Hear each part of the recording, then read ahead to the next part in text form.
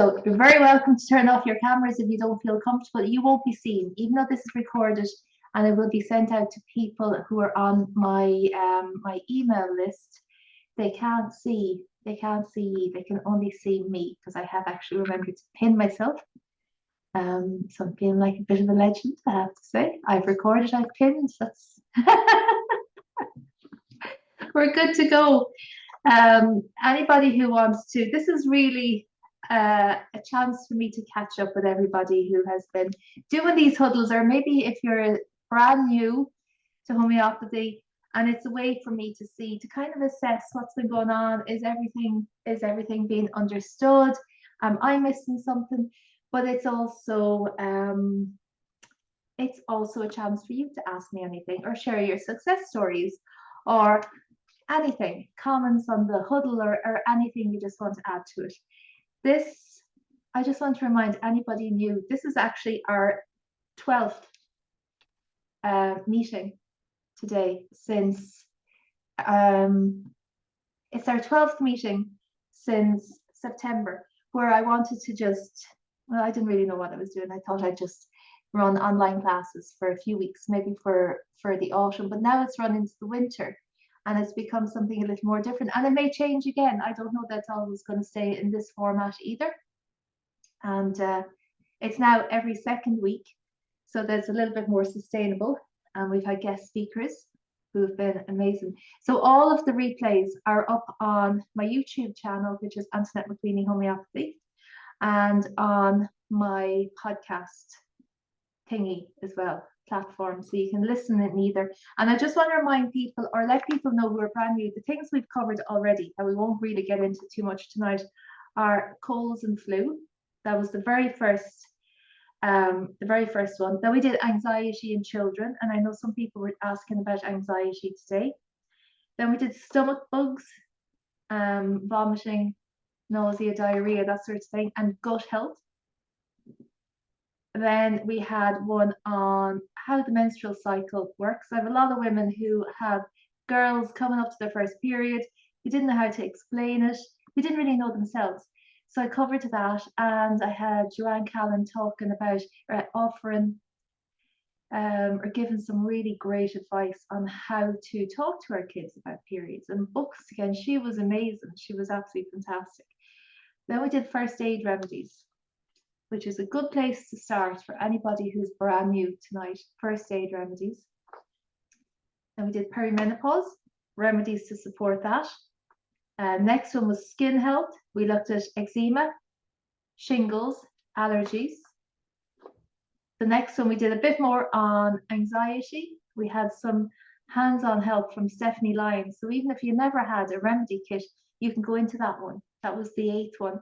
And you can learn some tips to help your child deal with anxiety, help yourself with lack of focus or when you need to turn on the brain. I also covered 3 remedies in that, 3 homeopathic remedies. The next one was lack of love remedies, the mother wound. There's some really beautiful remedies in there. Then we did grief remedies. And then the last one was low winter mood and remedies to help with that. Most of these remedies have been out of this kit. This is an old one, okay? I've got a full kit in the car, but I wasn't going to go out on a wet night. So you'll see how battered this is. That's what's left in it. But all of these would normally be full, but it's really well used and really well loved kit. So some people said, how do you just get started? Get started by just buying arnica. Buy one remedy, and that is arnica, and that's covered in the first aid remedies, which was the 5th huddle that we did. You'll find on YouTube, and just get really familiar with that one remedy. I always think arnica is a great starter. It's a great gateway into homeopathy because you can see it working in front of you. You know, if a child gets a bump and you start giving arnica, you can see the bump start to recede. It can be reabsorbed back in right in front of your eyes. Now, obviously, disclaimer, if somebody has a really bad bump, you just don't run off to your little kit. get them sorted, get them seen by somebody, but do give arnica as well. It's the first for everything. And when you get confident enough giving arnica, then move on to another one. Maybe buy another remedy, maybe aconite, the big shock remedy. That's covered in the 5th huddle as well, the first aid remedies. And just take it from there. Don't overwhelm yourself. When you're ready, go and buy a kit. And you can get these online. This is from Ainsworth, but there are Helios kits as well. You're going to have to probably go online, or I think the Irish School of Homeopathy have some.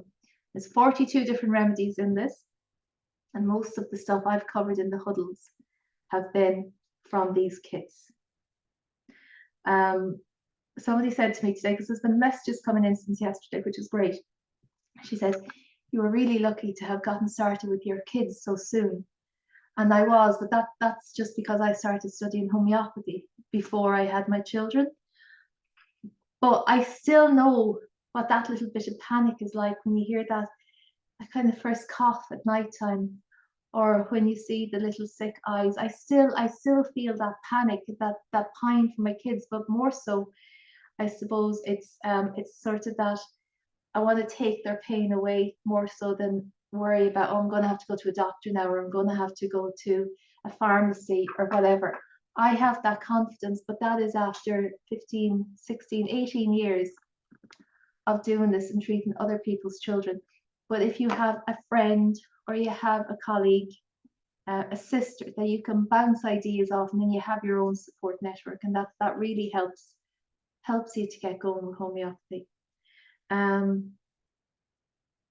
So yeah, there's over 12 hours. It's probably about 14 hours worth of training materials. That's all there available online on YouTube, and get stuck into them. You don't have to remember everything, because everything that I've covered is in these boxes anyway, and in the little books that come with them. So maybe just sit or listen as you're doing your daily bits, and just kind of absorb some of the information, and then when you're ready to move forward with a kit or maybe another book or whatever, do so. There are loads of courses online that you can do. There is, of course, all of the work that we've been doing here, which is huge. We've covered an awful lot in a very short time. And yeah, just get going with arnica.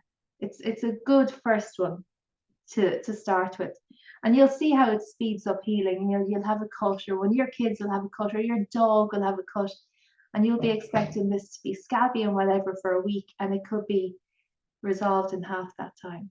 It's an amazing remedy, and a great reminder all the time that these remedies really do work, and all they're doing is triggering the body's own immune system, own healing system. So all the body wants to do is get well. So yeah, dig into the other Homeo huddles. I am probably going to take the huddles down after Christmas off YouTube, and the reason I'm doing that is things are changing all the time, not with homeopathy, but with what I'm doing and whatever. And if I leave that up there indefinitely, people will be thinking, I'll watch it another time, and then we never get around to it. So we put this little bit of urgency on ourselves to actually go and do it within a certain time frame. It does benefit people. So for the 1st of January, the huddles will probably be all down. What else do I want to say here? So I asked people to send me in their questions, and I'll get through as many as I can. And if you've got anything else, please do ask. This has been recorded, but it's only going to people who are on the mailing list. It's not going up publicly on YouTube where anybody can see it at all. So that's really for everybody here who wants to ask a question. It's not going to go any further except within our Homeo Huddle community. So somebody wants to know about dosage, and that's dosage and potency, and I do cover this in all of the huddles, but just to let people know quickly, these remedies that are in here are 30C. That is their strength, and that just means they have been diluted from their original source 30 times. So for example, we have bryonia here, which is a plant, The original plant was taken and it was diluted 30 times, and that's how we come up with 30C. And this is safe. These potencies, these strengths are safe to use at home for people who are starting out and for people who have been using it for years. Mostly they focus on the physical level. But there are some little mental and emotional things that you can see as well, because everybody changes when they get sick. We all change slightly. Somebody who's really pretty, maybe somebody who's really pretty headstrong, pretty independent, pretty stubborn, suddenly become anxious, very, very anxious when they're sick, even with the slightest thing. We can take that into account, into consideration when we're prescribing these remedies. And these are a much safer option for people to use who are at home. 200C, people are asking me about 200Cs, and that's a higher dose. You don't get 200Cs in this. That means it's been diluted 200 times. It means more of the energy of that original substance has come out. So when more energy comes out, it's gone much more into a mental and emotional sphere. And unless you know what you're doing, you don't want to be messing with that. That's really for homeopaths. There are a few people that I give 200Cs to, but I know that there are people who have been using homeopathy for years and who won't overuse the 200Cs. And the only one I have an exception with for prescribing in the 200C is for teething, because I think teething is a horrendous pain and it's up there on the par with labor. So I find personally that the 30C remedies in the kit for teething, which are chamomilla, belladonna, and calcarb, they're not strong enough to hit it. So I would often send out a 200C, a small pack of 200C for that. But if you don't have a 200C and you've got a teething baby tonight, and the remedies for teething are the same remedies for toothaches. So an adult with a toothache, or an older child losing a tooth, who's got pain, or who's grown in a tooth, or wisdom teeth, adults grown in wisdom teeth, they're all the same remedies that you use. If you have somebody struggling tonight and you only have 30C, put it into a glass of water. Put your 30C into a glass, any size glass, and you give it a good stir, and that's going to make it a little bit stronger. If you could stir it for 5 minutes, you won't bring it up to 200C, but you will bring it up to about 60 or 70C, which is going to really, really help. And then give it a stir before each sip that that person takes, and it gets a little bit stronger each time. What I used to do with my kids when they were teething was I'd have a little dropper bottle under a pillow. I used to co-sleep with my babies, and I'd have a 200C chamomilla, 200C in water in a little dropper bottle. And if they woke, it was just one into the mouth, done. And they would rarely get any more than that, kind of, you know, when they start to mooch and moan a bit, one of those just onto the tongue, and it would settle them again. And that lasts for ages. And when you have it like that, when you have that, that's a different remedy. But it lasts a long time when you're using your remedies in water. So do use your remedies sparingly. It should be, we have a minimum dose. We say the slightest amount it takes to activate the body's healing activity, and that might be just one pill, and then you stop. This isn't like taking antibiotics where you take one a day for 5 days. You stop when you see the first sign of improvement, and that first sign of improvement is covered in other huddles. But it could be that you see somebody start to relax, maybe the shoulders drop down, maybe you're screaming, baby stops screaming and takes a nice big breath. Just that's the first sign of an improvement. You don't need to give any more until things ramp up again.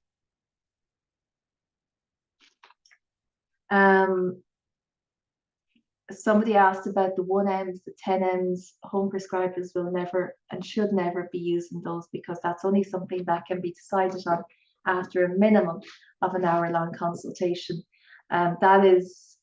That's using constitutional remedies, which covers everything about the person at that time, not just their physical things and maybe a few little emotional things. It covers everything: their likes, their dislikes, their dreams, their nightmares. And it takes me well over an hour to decide that for somebody. And I can only do that for people outside my family. I couldn't give somebody in my family a constitutional remedy because I'm too closely attached to them. I wouldn't be able to be objective. So just stick with your 30Cs, and for the exception, like toothaches, yeah, just stick with 30s unless you need a few 200s just for toothaches, things like that. Really extreme pain. With teething, a teething baby, one of the most common remedies is chamomilla. And a baby who needs chamomilla cannot be satisfied. They want to be up in your arms, they want to be down, they want to be moving fast, they want this, they want that. But when they get these things, nothing makes them happy. They're just crying and contrary and feeling miserable in themselves.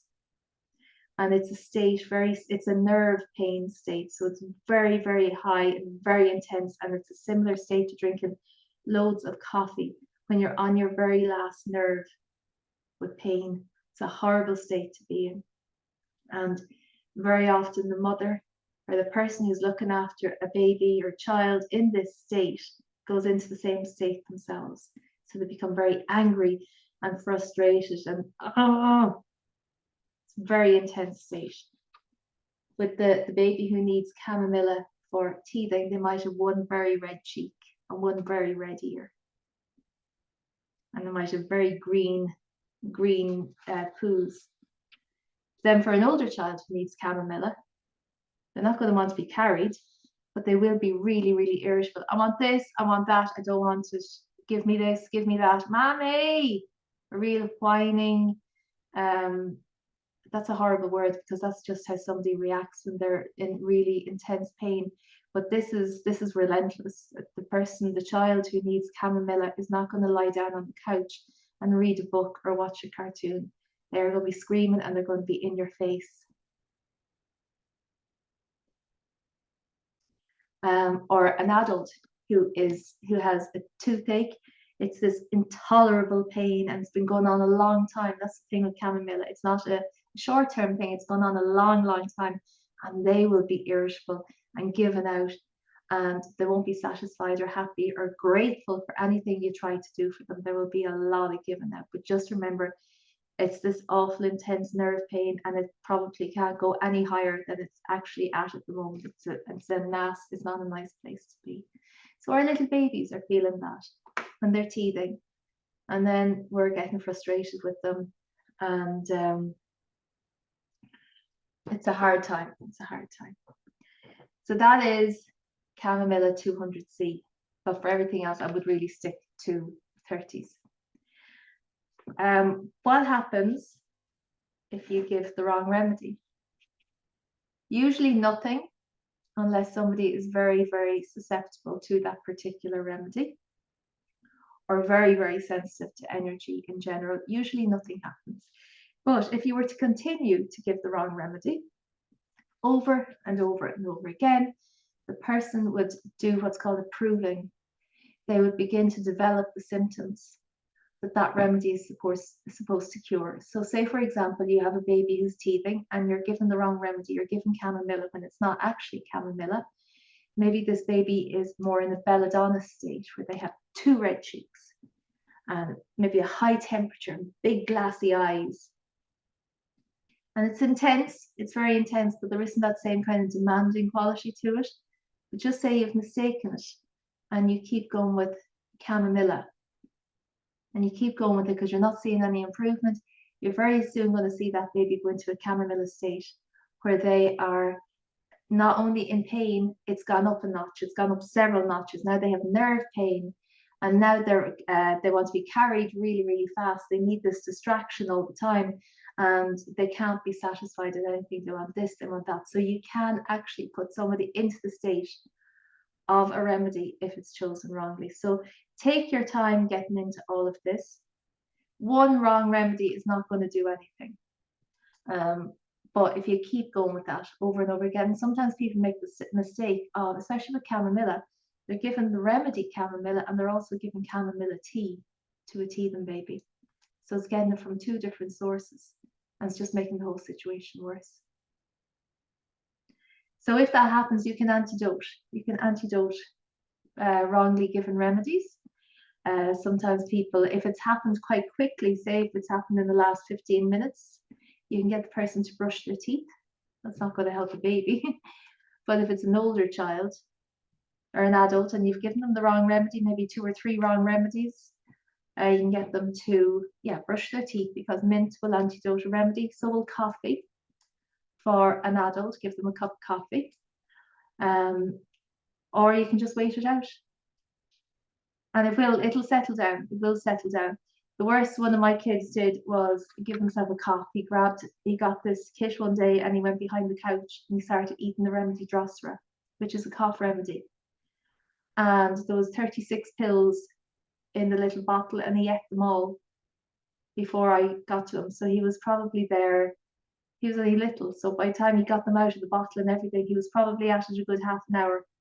And he gave himself the Drosera cough, which is a tickly cough, a really annoying cough that comes on in spasms. And I gave him sulfur. The remedy sulfur can also help to antidote the wrong remedy, which is given. And just on Drosera, Drosera is a plant. It's an insect-eating plant, and the original remedy was made using the plant and the insect that was in it. So the plant lands on the Drosera. It's like a Venus flycatcher type thing, and a similar type thing. It closes in. The fly can't get back out, so it's stuck inside. And the person who needs the remedy Drosera for a cough has the feeling of something buzzing or something moving around in there, and it just causes these spasms of coughs, which get worse when you lie down at night time. So that's what my boy did. And I often get messages, oh, my child's after finding my kit, they're after eating a whole bottle of remedies, and they're fine. They're absolutely fine because they've eaten them quite quickly. Now, if they were taking the remedies one a day for 36 days, that would be a very different scenario. And a few years ago, a protester against homeopathy stood outside booths. There's some chemists in the UK. This is probably about 20 years ago.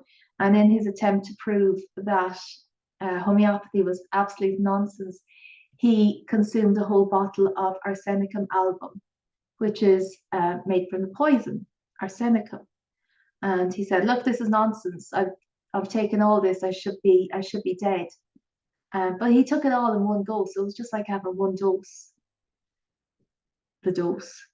He didn't even know how to use homeopathy properly. I'd love to have seen him take it one a day for 36 days. He'd at least have given himself burning diarrhea and a gassy stomach, but he took it all in one go. So it proved nothing. So yeah. Roshan says, if coffee can undo the wrong remedy, will it undo the right remedy? No, because when I'm telling people to take remedies, I always say leave 15 minutes before or after having a coffee. So if you get up in the morning and you need a remedy, don't have your coffee first. Wait 15 minutes. Take your remedy, wait your 15-20 minutes before you brush your teeth or drink a cup of coffee. You just need the remedy needs a little bit of time to get in, to start working, to start spiraling down, doing what it needs to do, and then you can take whatever else. And it's just coffee, toothpaste, chewing gum, mint tea, anything with mint or coffee in it. And sometimes menthol or eucalyptus, that sort of stuff, can antidote remedies as well. So if you have a sore throat and you're taking remedies and you're doing quite well and then suddenly it stops, it could be your menthol lozenges that have stopped your remedy working. Are we okay so far? Are there any questions?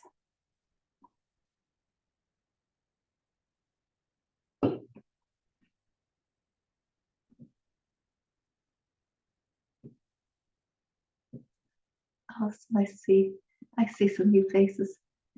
Okay, I'll go on. Do the remedies go out of date? The FDA requires that a best before date goes on everything that's consumed, food or drink. Remedies themselves do not go out of date because they're energy. They're just pure energy. But what could happen over a long, long period of time, or sometimes kids are, when babies are taking remedies, I always tell people, put the remedy into the lid of the bottle and just offer it to the baby. And the homeopathy babies are so used to it, and they're little sweet pills that they'll stick out their tongue and they'll take the remedy just on the tongue. But sometimes they lick the bottle, and then you got a bit of drool going into the bottle. That can stop your remedies working, you know, because they just go off with that. But otherwise, they don't. I have remedies that are 20 years old that are working fine, perfectly fine. So don't worry about the best before date unless you look into your little bottle and it's gone all white, you know, the remedies have gotten wet or something like that. They're fine.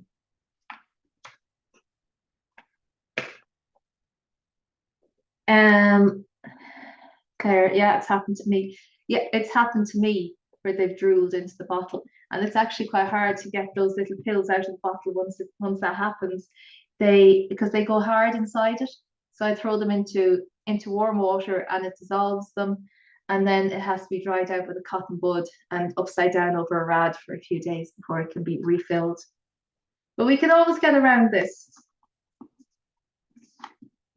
Sometimes people will have run out of the remedy that they need. And I tell them, well, you've got an empty bottle, the energy is still in there. So put some water into the bottle and give it a little shake and then pour that water into your glass. You've got it, you've still got it, you've still got the remedy. Then it has to be dried out and refilled and all that sort of stuff. But at least you can still use the bottle.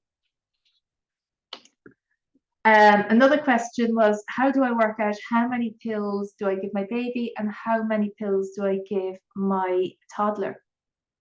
It's the same for everybody. It doesn't matter whether it's a newborn baby or a 17-stone man or a horse.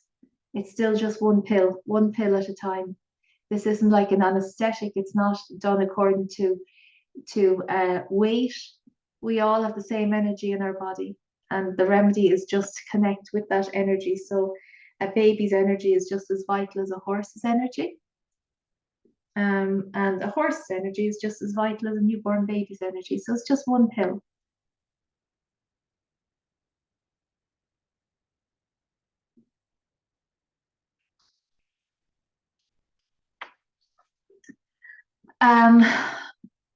Hard to shift coughs. Coughs will often linger after a cold has been and done its job. And you know, sometimes it can be just that there's a bit of mucus left in a younger person, a younger child, or an older, weaker adult isn't just able to get that last bit up. So trampoline, for starters, is brilliant for all of us, for the lymphatic system, to get things moving in the body. Vitamin C to finish off things, a good quality vitamin C. If you're buying it in the supermarket, don't bother. And water, lots of water to break up any mucus that could be there. It'll help to thin it down. Mucus can be quite thick and stringy and hard hard for everybody, but especially for smaller kids or older people to get it up. So you thin it down with lots of water. Things like kiwi. Anya said, what was the first thing I said for the lingering cough? I don't know. Was it a remedy? Did I say a remedy already? I said trampoline.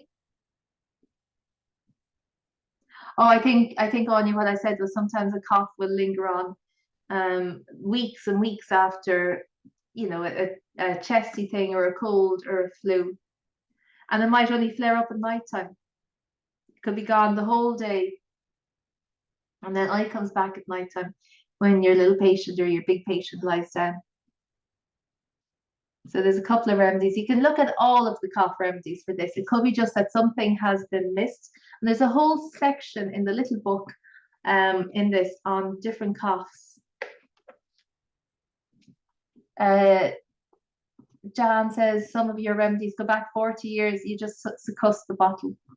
Jan's a whiz of this. She's succussing the bottle. She's shaking up the energy. You go like that. That's how we make our remedies. It's through a series of dilution and succussion, and this is what draws the energy out of the remedies. And this is what happens when we stir the remedies as well when they're in the glass. Kaylin says, I had the Helios kit and ran out of arnica, so I bought some of the health food shop. The bottle brand says Walida. Is that as good?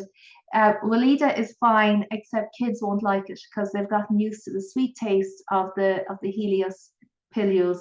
So there's there and they're hard. Those Weleda pills are hard. They work absolutely the same in every other regard except trying to get kids to take them, and they won't fit into your little bottle either if you have a kit. It's harder, it's getting harder and harder to buy our remedies. Probably Arnica is one of the few that's left. And so you do have to order most things online or from your local homeopath. They're usually pretty happy to supply the ones from the kit. You know, don't, if you're Googling in the middle of the night remedies for, I don't know, kidney infections, and you're coming up with things that are not in the kit in much higher doses, then your homeopath shouldn't be supplying those. But anything else, people are usually pretty decent. Sharon says, yeah, Katie, they're not tasty. She said, Katie said she found that her boys weren't too fond of taking them. They're kind of chalky or something, and they're hard. Sharon says, if you give a remedy and it doesn't do anything, can you give a different one? Yeah, of course you can. If you notice absolutely no improvement, give a different one. But I usually say after 3, if there's been no change after 3, then maybe get in touch with your homeopath for an acute consultation. So an acute consultation is a short consultation, takes about 15-20 minutes, and they usually cost about €35 or something, and they will help you choose a remedy from your kit that's better suited. I don't do acute prescribing myself because I don't treat a lot of children. I treat because I'm treating women. Women don't normally come back to me saying I have this thing that's just popped up. But there are other homeopaths, and I would be happy to recommend any if somebody is looking for an acute prescription. But it will only focus on that one thing that you're dealing with. So say if it's like a cough, but there's actually a history of recurring coughs every 2 months, or if there's asthma or whatever, that's not an acute consultation. That needs a full consultation. Would you let your homeopathy baby pick his own remedies? 5 years old, an old head on young shoulders. There are loads of my clients' kids do this. You can do it yourself. You know, kids are great because they don't doubt themselves. You tell a child that they're able to pick their own remedy, tell them to go like this. I have so few remedies left.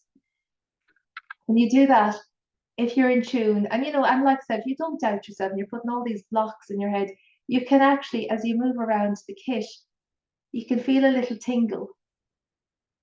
The right remedy is there for you, and it does let itself know. But I know it takes people a while to get into that, but kids have none of those blocks, so they're able to go like this.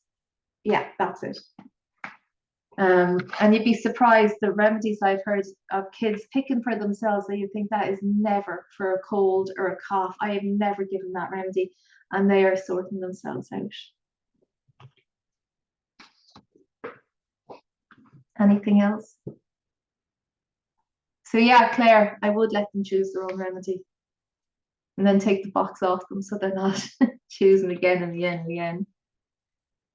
Yeah, Claire said that's exactly what he does. He's the only one to go to the green kit. Isn't that lovely? Isn't it lovely to have such confidence in yourself at a really young age, at 5 years of age, 5 years old, to be able to say, I'm going to go now and get my own remedy. And that's a gift you've taught him, Claire. That's amazing. I love that confidence, that self-confidence. Okay, so I was talking about remedies for these coughs that are lingering. So if it's a cough that's very, very mucusy, Antum tart or Antatart is a good remedy. It's where you almost want to shake them and say, well, you just cough it up. It's just this wet cough. Sounds horrible. And it's just sitting there in them. Antum tart. Or sometimes just called Amtart in some kits. That's for that really loose, rattly cough where you can hear the rattle in their breathing. If you put your hand on their chest or on their back, you can hear or feel the rattle. That's Antum tart. Sulfur is a great remedy to finish off illness when nothing else is working.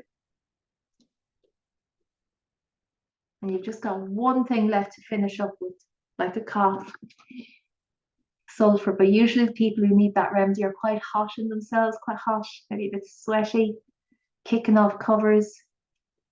Generally, if you see somebody who's very, very cold and shivery, that's not the remedy they need. And kids who are in school, they're trying to shake off illness while they're surrounded by loads of other kids getting sick.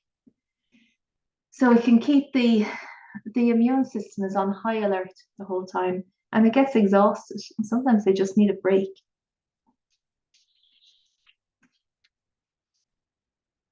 And the last one I was going to mention was Drosera, which I've already said. That's the fly in the plant. Drosera causes that tickle as if there's a fly in the throat.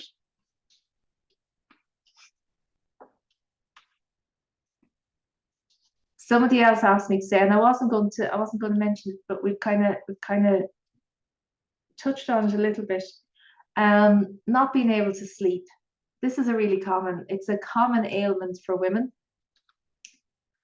And with everything in homeopathy, it's not one size fits all, because there's many reasons that someone cannot sleep. And I did a course several years ago for women who just wanted to sleep better, who needed to be able to sleep better. And the number one cause I found that they were not able to sleep was because their partner was snoring. So that is not something you can fix with a pill if you take it yourself. And it's also, I believe, something that we don't have to put up with. I'm quite happy to kick my fella out, go sleep on the couch, or I'll go find another bed to crawl into.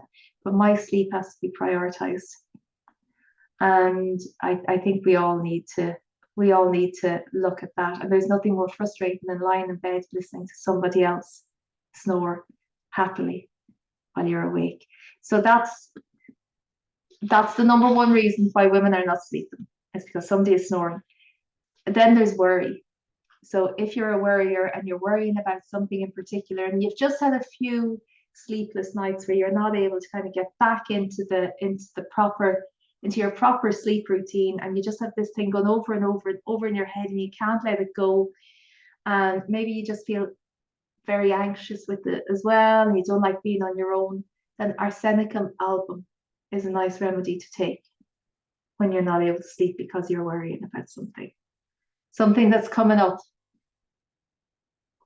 Or it could be lots of things all whirling around in your brain, and you're not able to relax, and you're not able to shut down. So you're worried about the kids going back to school, you're worried about the roads in the morning, you're worried about the dog who's got a bite on his leg, you're worried about this, you're worried about that, the next bill that's going to come in. All these things. Arsenicum album.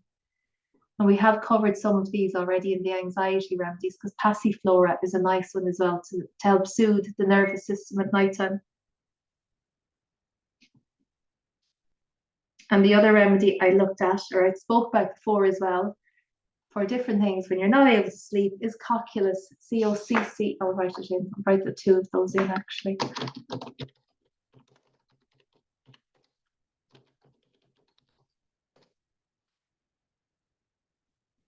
That's for if you've been looking after, if you had a child who was up several nights in a row who was sick, or you're lying in bed with a child who's sick and you're worried about them, or your spouse has been sick, you're worried about them, or you're looking after elderly parents at nighttime.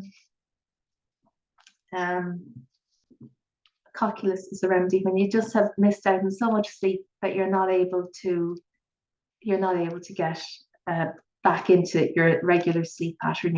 You're wired but tired, exhausted going to bed. As soon as you lie down, you kind of wake up again.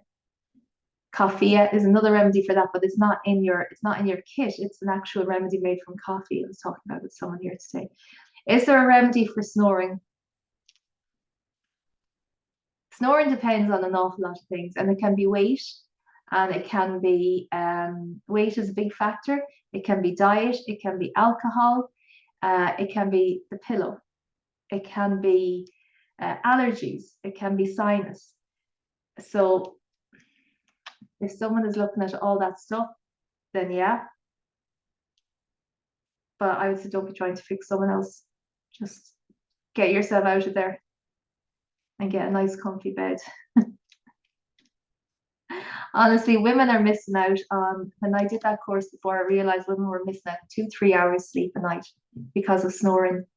And when you add that up over a month, that could be 3 or 4 nights. It could be more nights gone just lying there listening to your beloved snoring.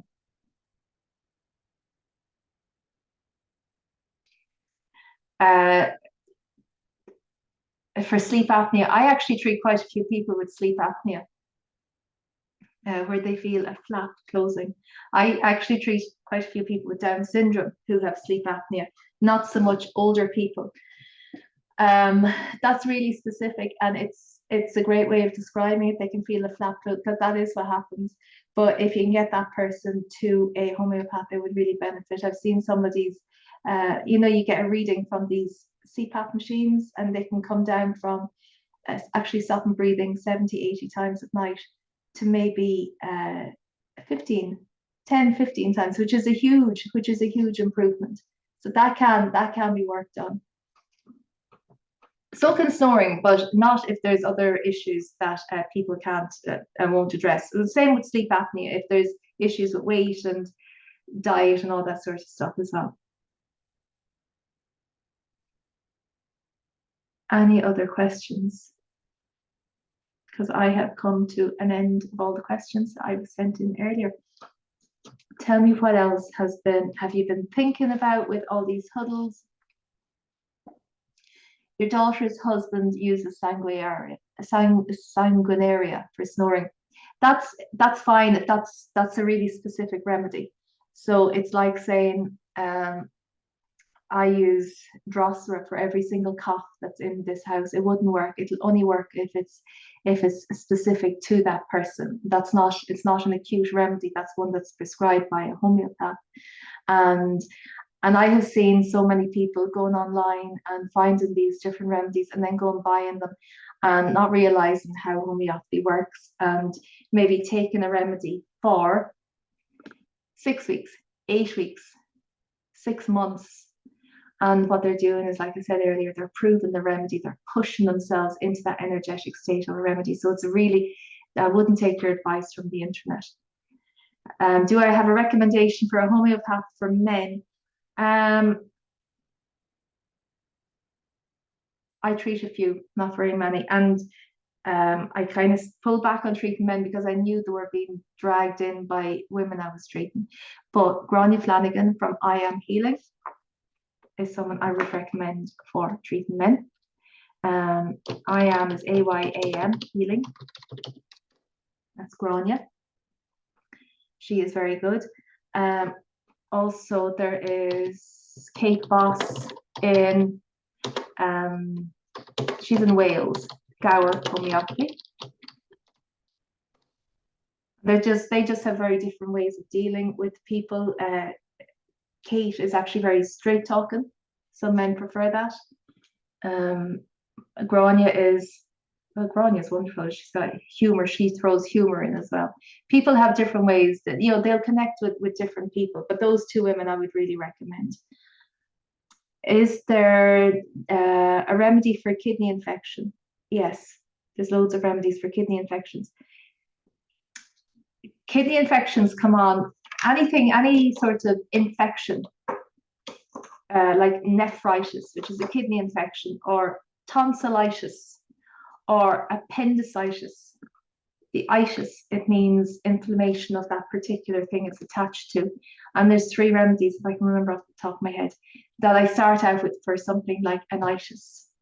And that's not, you're not going to treat an appendicitis at home, obviously, but you can definitely, you can reduce the pain, you can resolve the whole situation sometimes if you get in early, or you can just be given the remedy on the way to the doctor or whatever. So the 3 remedies are aconite, things that come on really, really quickly, all of a sudden, which is what a kidney infection does. Sometimes it comes on from something else, but if you're susceptible to kidney infections, recurring kidney infections, you can't treat that yourself. You can only treat the things that come on really, really fast. Sorry, not the things that come on really fast. Okay, let me explain. We can treat acute ailments ourselves. So acute ailments come on fast. So they have a pattern. They come on, it actually can be fast or slow. They reach a certain point, they peak, and then they drop off again. So that's what we treat with homeopathy at home.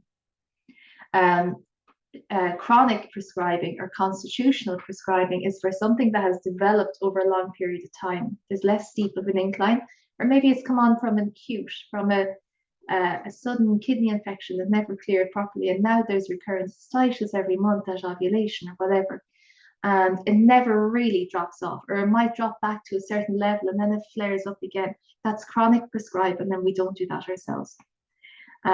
So what was I saying with that? Yeah, if it's recurring kidney infections, don't go trying to treat that yourself. There's no point.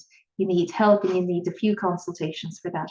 But for something that comes on very quickly, aconite, bryonia is another great remedy for acute itis things. That's if there's pain, if there's a lot of pain and it hurts to move.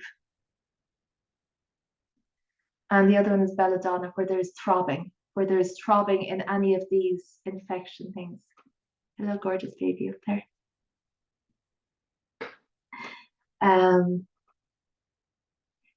Also with cystitis, kidney infections, that sort of thing, I recommend the first thing that I do for something like that is bread soda, drinking bread soda, because it helps to cool down the entire system. I use bread soda a lot. I think it's something our grandparents would have used, and now it's kind of fallen out of fashion because there's antibiotics and all that sort of stuff. So a level teaspoon of bread soda. It's bread soda, which is sorry, a message just popped up. Bread soda that you'll get in Super Value or supermarket, or it's found in the baking section. And look, people come back to me the whole time saying, was bread soda the same as bicarb of soda and something else? And honestly, I don't know. Can somebody tell me that? I just say bread soda, make sure it's bread soda. So so you just put a level teaspoon of it into a glass of water, pint glass of water, and drink it, and it helps to alkalize. Okay, so you're saying bicarb of soda is the same as bread soda. Okay. Oh, yeah, you're the expert of this. I can't, because there's something else as well. There's another type of soda. Yeah, Casey, I love it. And for chest infections, things like that, I would mix bread soda into a Dan says it's bicarbonate. Yeah, it was to alkalize, whichever one alkalizes that you get in the bacon section. Actually, you can probably get all of them. But bread soda, there's different names in America for it.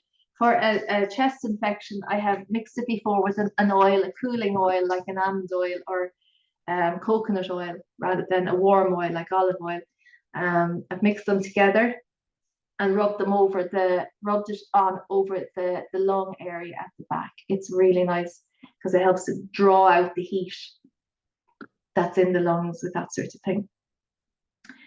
Claire says bread soda and apple cider vinegar in a bath. Yeah, great stuff. And with the sleeping thing as well, you know, bread soda or Epsom salts in a bowl of water, a basin of water at nighttime, warm water, even vinegar if you don't have that, or regular salt, just something in that basin of water. It helps to detoxify the body, but it also draws all the busyness down from the head. So instead of the mind racing like this, I've used this in terminally ill people as well, where they just can't sleep at night because they're so fearful. Our Seneca album is a good remedy for that, for terminally ill people and pets. So it helps them to release the fear that they're feeling. And the bread soda or Epsom salt foot baths, really nice. Any other questions?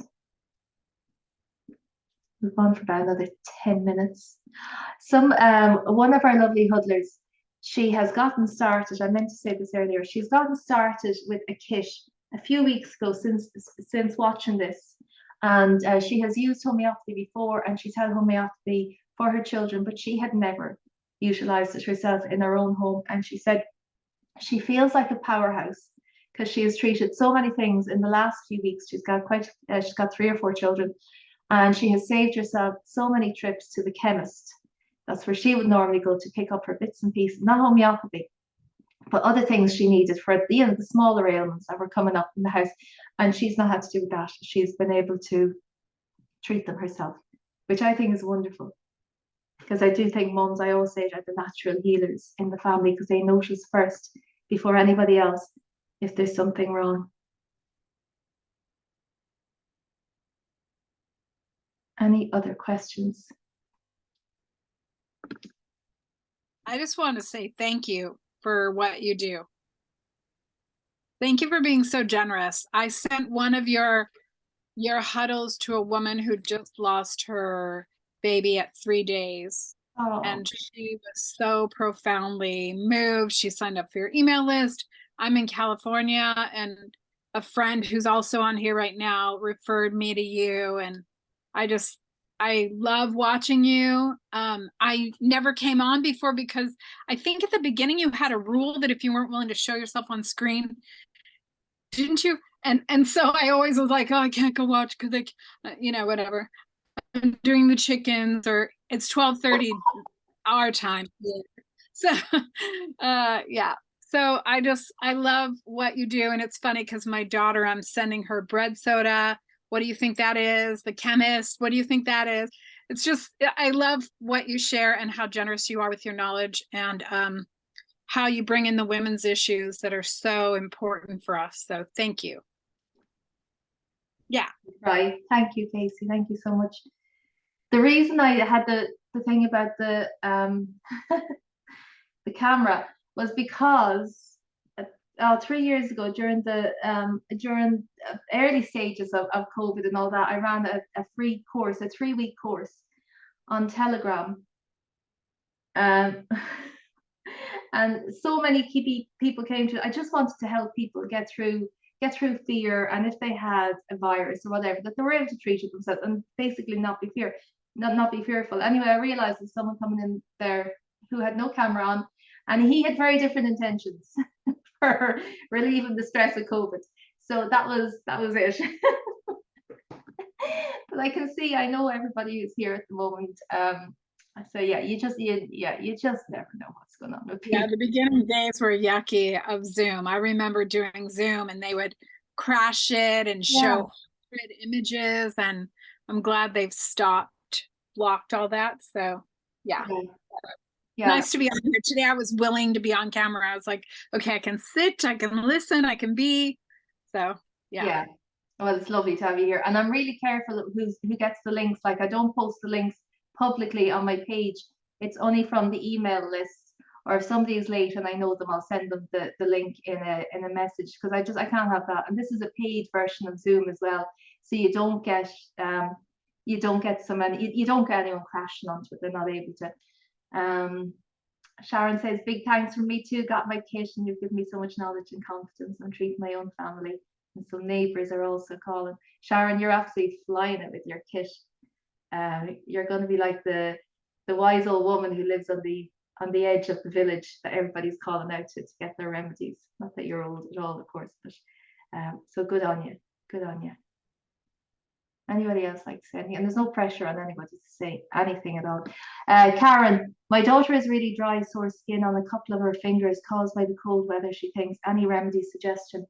Arsenicum album is actually a good one for that. If even though the hands are cold from the cold weather, if there's a burning, arsenicum album is a good place to look. It's a circulation issue with the cold, combined with the cold. But there are a few remedies, but do look at that one first. You're not going to find that in the kits, but I know I treated somebody last summer just by looking at the hands, and she was saying to me that they were burning. It was just somebody I met casually, and she said she had great relief with arsenicum album. Kathleen says, I didn't turn my camera on because I didn't want to be up and down to distract you. We'll turn it on in future.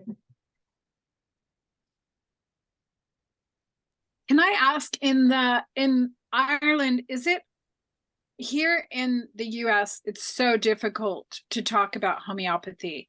People roll their eyes, people think it's woo-woo or herbalism or magic, or I don't know. So it's very hard for me. Like, I will be sitting with a group of women talking about eye issues or skin issues or whatever. And I just know, because I've tried it so many times, to just shut my mouth, say nothing, and listen and cringe inside. Just it's like I could. Ah! Is it like that in Ireland? Is it the same, or is it more like acceptable? And Um, because it's a fight here. yeah, I mean, no, it's a fight. It's just, yeah. There's, yeah. And Kadeen is telling you how to pronounce her name there as well, Casey. Kadeen. I think it is. I think it's easier. I think it's easier here because we have such a big history of cures, and people here would have cures that are handed down from generation to generation for all sorts of things, and so that's easier. There is I did a presentation years and years ago before I was finished college in a shopping center. I had a stall and I was trying to talk to people about homeopathy, and it was actually all older people who were coming up to me and they were saying, "Oh, I thought this was just for cows. I thought homeopathy was just for animals." Really? I didn't know anything. So I treated some cow issues that day and we got talking. So obviously it has gotten around before that it's big animal and animal support. But there is a crackdown coming. I do see the crackdown when I post on social media, and if I use the hashtag homeopathy and even my name, I'm not getting the reach I would have gotten years and years ago. So, but that's it's because it's working and it benefits certain factors, not to get this information out, and it's cheap. This medicine is cheap and it's for the people, and again that doesn't it's not a great money spinner for big pharma. I think it's for us here. If I think, I was 22 years old when I first saw a homeopath, and my allergies were horrendous. And I walked in there and it was like magic. That's the only way I can describe it. Because my eyes were like two pea holes in the snow. I was sneezing non-stop. I couldn't breathe. I couldn't. And I walked out of there and it was like, wow. And I walked down the aisle with a little posy behind a little bag behind my my floral display, whatever you call it, bouquet. And there was my homeopathic remedies in there. That's how I went down the aisle. Oh, wow. They were there. And you know what, people, I find it easier these days than I did 40 odd years ago, to talk about homeopathy, because when I treated my son with homeopathy 40 years ago, oh my God, I thought they were going to have me arrested.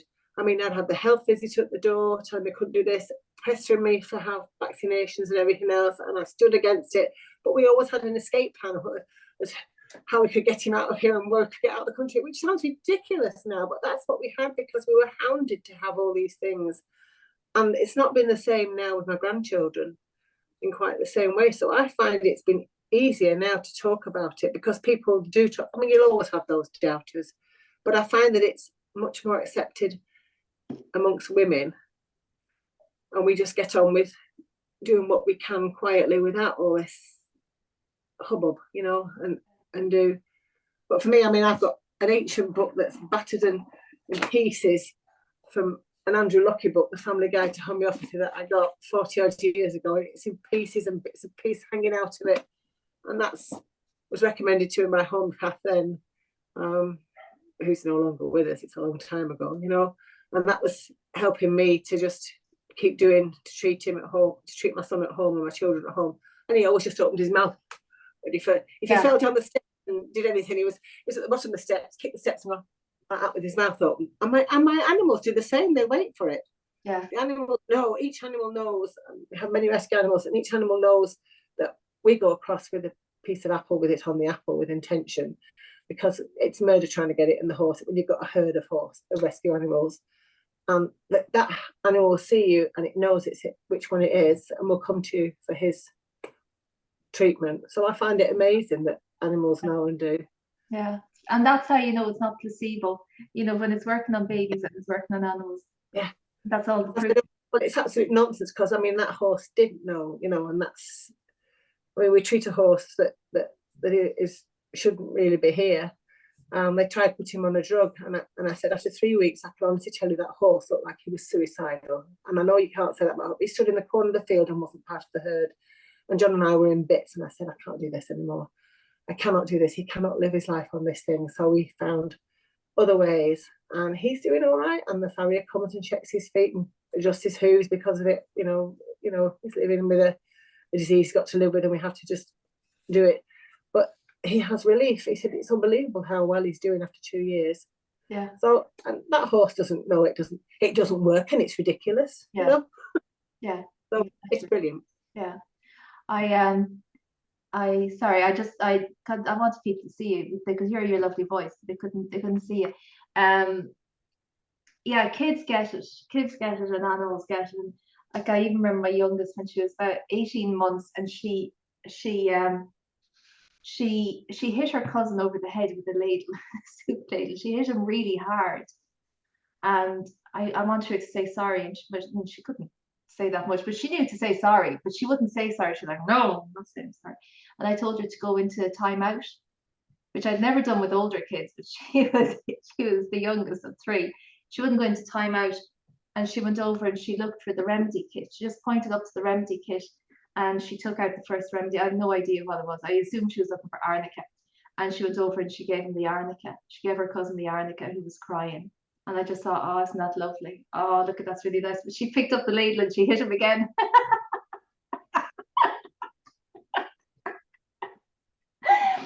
Poor little boy.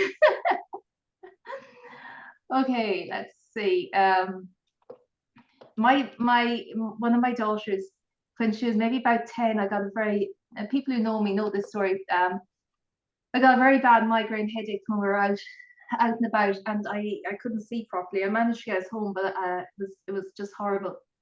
And she went in and she Googled homeopathy for a migraine headache, and she came up with belladonna, and she made me up a belladonna 200C. I have the machine, and she came in, she gave it to me, and that was absolutely the right remedy for me. And if I'd been thinking myself, I would have been thinking, oh, it's hormonal, it's probably sepia or something. She just cut straight to the chase, and she just picked out the one. She read a few descriptions, and she said, yeah, that's the one. And no doubt in her mind. Let me see.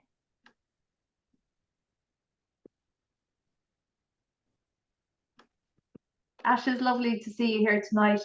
Do check out the other ones that are up on YouTube. There's loads. And there's been lovely speakers joining us. Karen says she raves about it all the time to family and friends. My kids are my best proof that homeopathy is working, and the fact that I am this is my sole income is this. My kids have never had any medication. One had a steroid for 2 nights that didn't work for croup, and that was it. Roshan says, I've been using homeopathy for a while now. I love having it at hand. I give it to family, friends, animals, everyone. Thanks for all. You're very welcome. Delia, thank you. Thank you, Delia. Thanks, Anya. Anna Marie has been using homeopathy for several years now, and she also has 2 of her younger generation with a kit using it successfully. Isn't that lovely? Just passing on all of that, and they're not scared. They're not scared to be using it with their kids, because women, young parents are terrified. They're terrified their kids getting sick, and they feel, but they don't have any power. It's gone completely. They have to hand it over and hand their child over to somebody else who doesn't know them, doesn't know anything about them. It's time we bring back our power. Everybody here is bringing back their power, and it's never too late to get going, regardless of medical history. I've had women who have been working with me and doing workshops with me for years, whose kids were on constant rounds of antibiotics, and what we did was we got them to the stage, I treated them to the stage where they were off this merry-go-round of antibiotics, and then the mother stepped in. And there's women who haven't used antibiotics in 10, 15 years, because they just regained their own power and their own strength and refound their confidence. I think that's an amazing thing. Thank you, Sally. Casey used homeopathy for the birth of our granddaughter here at home. Worked wonders. I support a lot of women before they give birth, and I find that if you keep the mind calm, everything else does what it needs to do. all in the mind. A lot of it's in the mind with birthing and just going into absolute fear and being put into fear. Alrighty, anybody else? Jan said, my son still rings at 40 to see what he should take. These huddles are amazing. I've learned so much from all the amazing healing women. I love when people share their stories because this is how we learn as well. And the same with failures. It's okay to share failures as well. They're not as exciting, but we learn from them. And I've tried loads of things that did not work, especially when you're panicked. That's one thing, actually. I'm going to finish up with this. When you're panicked and you're trying to find a remedy for somebody, you're not thinking properly. And it could be anything. And we all get panicked. Especially. All right. Roisin, you saying something, or was that? Oh, sorry, I didn't realize my. Don't worry. I just met my dog in the hallway there. No, don't Sorry. worry. We all get panicked when we're trying to treat our kids, and we have emotion in there as well, and our heart is actually aching for them. So if you're treating your kids, take an aconite and an ignatia yourself, okay? Especially aconite before you even try to prescribe for them. Let's see if my thing's working. And go back and take ignatia afterwards. Aconite will just set you and will help you go. And then you're just able to better think about what's actually in front of you. Instead of your mind going, oh, well, this is happening, you just focus on what is in front of you. And anybody who's new here tonight or who's on the mailing list and looking tomorrow, go back to some of the earlier replays. It's all there on how you treat people. All right, lovely women. I am going to I try and remember how to stop recording. My brain is shutting down now. Stop recording.